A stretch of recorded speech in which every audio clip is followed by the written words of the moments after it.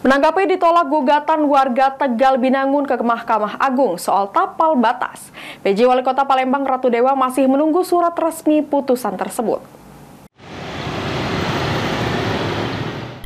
Menanggapi gugatan yang dilayangkan warga perumahan klaster Alexandria yang ditolak Mahkamah Agung sehingga memastikan wilayah Tegal Binangun tetap menjadi bagian dari Kabupaten Banyuasin.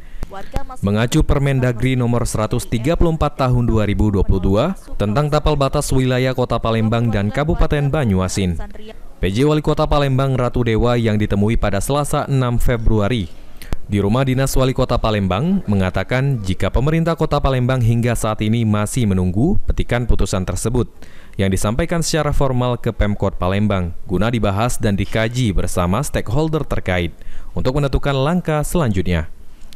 Sementara terkait pengaruh terhadap PAD Kota Palembang, pasca putusan tapal batas juga masih akan dikaji karena beberapa titik dari putusan tersebut masuk ke wilayah Kabupaten Banyuasin.